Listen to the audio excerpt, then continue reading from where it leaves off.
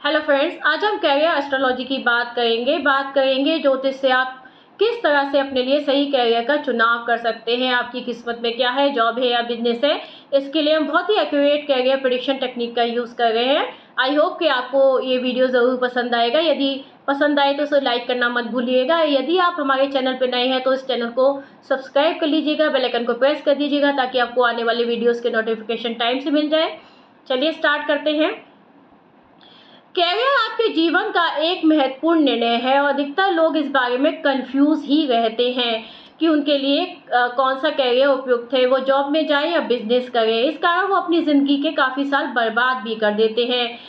वहीं ज्योतिष आपकी इस क्षेत्र में पूरी मदद कर सकती है, बल्कि जो लोगों की कुंडली बचपन में ही दिखा ली जाती है अच्छे ज्योतिष से, तो वो बता भी देते हैं कि ये बच्चा आगे जाके क्या बनेगा। जैसे मेरे एस्ट्रोलॉजर, जो हमारे फैमिली एस्ट्रोलॉजर है, उन्होंने करीब मैं 9 साल की थी तभी बता दिया था कि ये लड़की बहुत पढ़ेगी और पीएचडी डॉक्टर लगेगा। इसके नाम पीएचडी नहीं, उन्होंने कहा था इसके नाम के आगे डॉक्टर लगेगा।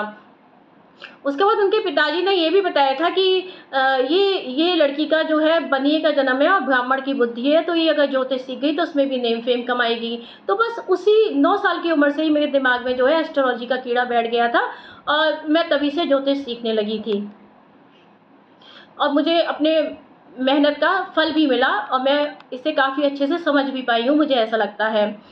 तो यहाँ पे यदि आपको समय पे गाइडेंस मिल जाता है तो ये आपके लिए वरदान साबित हो सकता है, क्योंकि इससे आपकी लाइफ के जो साल हैं जो काफ़ी लोग बर्बाद कर देते हैं यही सोचने में कि क्या करना चाहिए, तो वो बच जाते हैं।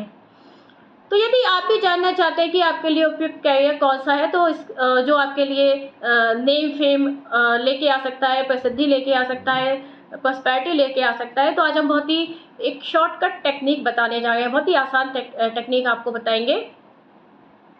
वैसे एस्ट्रोलॉजी में कैरियर पता करने के बहुत सारे तरीके हैं, राशि, भाव और कई सारे D9 D10 चार्ट भी हैं। इसके अलावा जो है नक्षत्र भी हैं, लेकिन यहाँ पे हम कम से कम चीज़ों का यूज़ करके आपको अपना कैरियर पता करने का तरीका बताएंगे।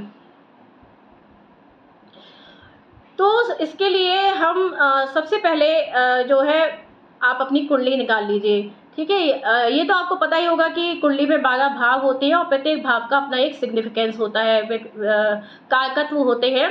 तो कुंडली का जो 10वां भाव होता है वो आपके प्रोफेशन से, कैरियर से रिलेटेड होता है।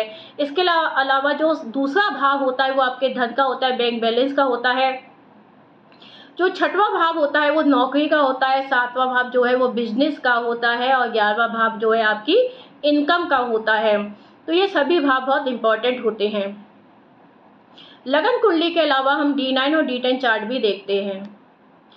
तो आज सबसे पहले हम बात करेंगे लगन कुंडली की। लगन कुंडली का जो 10वां भाव है वो आपके कैरियर को बताता है। इसका संबंध यदि आपके कुंडली के 6वें भाव से होता है तो व्यक्ति नौकरी में जाता है, यदि 7वें भाव से होता है व्यक्ति तो व्यवसाय करता है। लेकिन यदि इन दोनों भाव से ना होकर तीसरे भाव से होता है तो व्यक्ति एक फ्रीलांसर हो सकता है। अब जो है कुंडली के अलावा हम जो है कुंडली का जो लगन है उसके अलावा हम चंद्रमा, सूर्य से भी देखते हैं। कोई चंद्रमा आपके मन को बताता है, सूर्य जो है आपकी सोशल पोजीशन को बताता है, आपकी आत्मा को बताता है। तो ये कहाँ कनेक्ट है, किस प्रोफेशन में जाना चाहते हैं, ये चीज़ भी हम ज़रूर देखते हैं। क्योंकि जो व्यक्ति अपनी इंटरेस्ट से, मन जो है आपका इच्छा को भी बताता है, इंटरेस्ट को भी बताता है। यदि लगन, चंद्र और सूर्य अगर तीनों से एक ही प्रोफेशन आता है तो व्यक्ति विशेष सफलता प्राप्त करता है, क्योंकि सूर्य जहाँ सक्सेस देता है, नेम फेम देता है, वहीं चंद्रमा बताता है कि आप मन से भी उस प्रोफेशन को करना चाहते हैं। तो यहाँ पे हम तीनों से ही स्थिति को देखते हैं। इसके अलावा यदि आपकी कुंडली में कोई राजयोग है तो उसको भी देखना बहुत ज़्यादा ज़रूरी हो जाता है, क्योंकि राजयोग जो है आपके कैरियर निर्धारण में महत्वपूर्ण भूमिका निभाते हैं। राजयोग में जो प्लैनेट्स होते हैं यदि वो किसी भी तरह से आपके कैरियर के भावों से कनेक्ट होते हैं तो ये भी आपके कैरियर निर्धारण में महत्वपूर्ण भूमिका निभाते हैं। अब हम जो है 10th लॉर्ड की पोजीशन को D9 जो नवांश चार्ट होता है उसमें भी देखते हैं, नवांश का 10वां भाव भी देखते हैं। इसके अलावा हम D10 जो है दशमांश चार्ट होता है उसका भी लगन और दशम भाव देखते हैं। इसको हम आपको एक एग्जाम्पल कुंडली से समझाएंगे, वरना आपको कुछ भी समझ में नहीं आएगा। ठीक है, तो यहाँ पे हम सानिया मिर्जा की कुंडली ले रहे हैं। सानिया मिर्जा की कुंडली है ये। यहाँ पे आप देख सकते हैं कि इनका जो लगन है वो तुला लगन है। ठीक है, और यहाँ पे तुला लगन में कौन बैठा है? शुक्र है, सूर्य है और बुध है। वहीं पे जो शनि है वो वृश्चिक राशि में है और मंगल जो है वो मकर राशि में है। यहाँ पे बृहस्पति जो है कुंभ राशि में है, राहु जो है मीन राशि में है और चंद्रमा जो है मेष राशि में। हमने कहा कि हम जो प्रोफेशन के लिए 10वां भाव देखते हैं, 10वां भाव में हम देख सकते हैं कोई प्लैनेट नहीं है, लेकिन 10वें भाव में चंद्रमा की राशि है। ठीक है, और चंद्रमा जो है किस में बैठा है? चंद्रमा बैठा है 7वें भाव में बैठा है चंद्रमा, और जो है मंगल की राशि में बैठा है। ठीक है, मंगल तो चंद्रमा का 7वें भाव से कनेक्शन है, तो ये बता रहा है कि ये नौकरी तो नहीं करेंगी।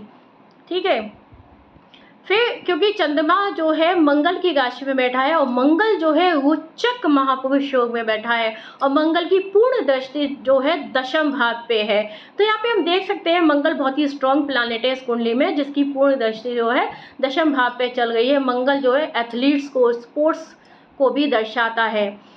तो यहाँ से हमें एक कैरियर पता चल जाता है। और जो मंगल है वो चंद्रमा से दशम भाव में भी बैठा है, मतलब जातक जो है बचपन से ही उसकी रुचि भी है, इंटरेस्ट भी है स्पोर्ट्स में, खेलों में। ठीक है ना, तो यहाँ पे हम देख सकते हैं किस तरह से मंगल जो है इनके कैरियर निर्धारण में महत्वपूर्ण भूमिका निभा रहा है।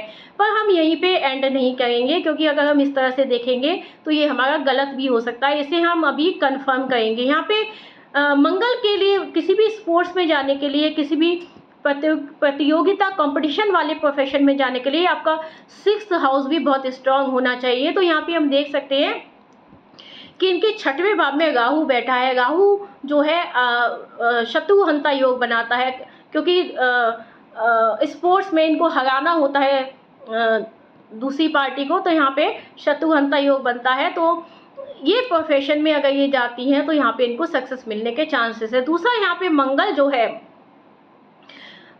है शनि से परिवर्तन योग में भी है। तो यानी कि शनि जो है वो कर्म कारक है, वैसे भी वो भी आपके कैरियर को दर्शाता है, क्योंकि कालपुरुष कुंडली के 10वें भाव का लॉर्ड शनि ही होता है। तो यहाँ पे शनि से भी संबंध बनता है, तो ये भी क्लियर इंडिकेट करता है कि ये जो है स्पोर्ट्स के प्रोफेशन में जा सकते हैं। वैसे मंगल के और भी प्रोफेशन होते हैं, जैसे कि आर्मी, डिफेंस, डॉक्टर, इंजीनियर। तो आखिर ये स्पोर्ट्स में ही क्यों गई, मतलब और भी प्रोफेशन में जा सकती थी। तो यहाँ पे हम देखेंगे कि स्पोर्ट्स में, डिफेंस में, इस तरह की सर्विसेज में जाने के लिए एक्स्ट्रा एनर्जी और एक्स्ट्रा मतलब रिस्क टेकर भी होना चाहिए बंदा, और एक्स्ट्रा एनर्जी भी होनी चाहिए, करेज भी होना चाहिए, बॉडी से भी वो स्ट्रांग होना चाहिए। तो मंगल जो है जब उच्च का होके बताता है कि बॉडी से भी काफ़ी स्ट्रांग है और उत्साह भी इनके अंदर काफ़ी है, हाईली करेजियस है, रिस्क टेकर है। और शनि के साथ भी जब संबंध बनता है तो व्यक्ति ना बहुत ही ज़्यादा होशियार होता है, क्लेवर भी होता है। यहाँ पे जो है कहीं ना कहीं बुद्ध का भी संबंध आना चाहिए। बुद्ध क्योंकि प्ले ग्राउंड से भी रिलेटेड है, खेल के मैदान से भी रिलेटेड है। तो यहाँ पे चलिए देखते हैं इनका D9 चार्ट देखते हैं, D9 में क्या स्थिति है। D9 में अगर हम देखें तो 10वां भाव देखें तो यहाँ पे भी मंगल की ही राशि आती है, शनि यहाँ पे बैठे हुए हैं। और मंगल हम यहाँ पे देख सकते हैं कि जो है अष्टम भाव में बुद्ध की राशि में, मैंने कहा ना कि बुद्ध से कहीं ना कहीं कनेक्शन जरूर होना चाहिए। शनि, मंगल, बुद्ध, ये इन तीनों का बहुत ही स्ट्रांगली कनेक्शन जरूर होना चाहिए। तो हम देख सकते हैं यहाँ पे मंगल जो है बुद्ध की राशि में, साथ ही बुद्ध जो है ट्राइन में भी आते हैं, ट्राइन में, और बुद्ध की पूर्ण दृष्टि जो है दशम भाव पे भी पड़ गई है। ठीक है, तो यहाँ पे जो D9 चार्ट है वो भी जो है इनके जो प्रोफेशन है उसको सपोर्ट कर रहा है, इंडिकेट कर रहा है। यहाँ पे अगर हम D10 चार्ट करें, D10 चार्ट में हम देखेंगे कि इनका जो दशम लॉर्ड है, दशम लॉर्ड भी मंगल ही है। मंगल और बुद्ध दोनों साथ में बैठे हुए, बुद्ध की राशि में बैठे हुए, तो यहाँ से बिल्कुल क्लियर स्थिति हो जाती है कि ये स्पोर्ट्स में बहुत अच्छा कर सकती हैं। साथ ही D10 चार्ट में भी हम देख सकते हैं कि इनका जो है छठा भाव कितना ज़्यादा स्ट्रॉन्ग है। छठे भाव में जैसा कि हम जानते हैं उपचय भाव होता है, उपचय भाव में जो है मालफिक्स जो प्लैनेट्स होते हैं वो बहुत ही बढ़िया रिजल्ट देते हैं। यहाँ पे सूर्य, राहु जैसे ग्रह यहाँ पे बैठे हुए हैं। साथ ही चंद्रमा विपरीत राजयोग में है, मतलब शत्रुहंता का फुल मतलब योग है, बहुत ही स्ट्रॉन्ग योग यहाँ पे बनता है, इसीलिए ये इतनी अच्छी स्थिति अपने कैरियर में बना पाई हैं।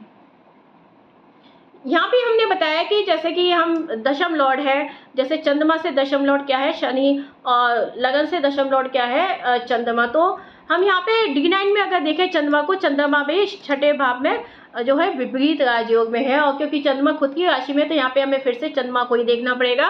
और चंद्रमा जो है मंगल की राशि में और शनि से कनेक्ट है, शनि जो दशम भाव में आते हैं। तो इस तरह से हम जो है कैरियर का निर्धारण करते हैं कि जातक को कौन सा कैरियर बेस्ट सूट करेगा, जिसमें वो जातक बहुत ही ज़्यादा उन्नति कर पाए, बहुत ही ज़्यादा उसको कामयाबी मिले। क्योंकि अब तक हम लाखों कुंडलियाँ देख चुके हैं, क्योंकि जब हम बचपन में थे तो कम से कम 50-60 कुंडली दिन भर कुंडलियाँ ही देखते थे, उन्हीं के ऊपर सो जाते थे। मतलब इतना ज़्यादा क्रेज है बचपन से ही एस्ट्रोलॉजी का। जब आप इतनी सारी कुंडलियाँ देख लेते हैं तो आपको बहुत ज़्यादा डीप में जाने की जरूरत नहीं पड़ती, नक्षत्र है, ये है, वो है। तो यहाँ पे सिर्फ हम लगन का चार्ट देख के भी सिर्फ जो है योग कारक ग्रह हैं, जो स्ट्रॉन्ग प्लैनेट कुंडली का कौन सा है उसको निकाल के, और जो राजयोग कारक ग्रह है वो कौन से हैं, और दशम भाव, और जो बोलते हैं जिनको कर्म भाव बोलते हैं, जैसा कि मैंने बताया कि second house, 6th house, 10th house, 11th house, और जो इनका जो 3rd हाउस आपकी हॉबीज़ को, स्किल्स को भी दिखाता है, तो ये भी हम चेक करते हैं। तो आसानी से समझ में आ जाता है कि व्यक्ति किस क्षेत्र में विशेष सफलता प्राप्त कर सकता है, जहाँ उसको पद प्रतिष्ठा मान सम्मान सब कुछ भी मिले। तो फ्रेंड्स, आई होप कि ये वीडियो आपको पसंद आया होगा।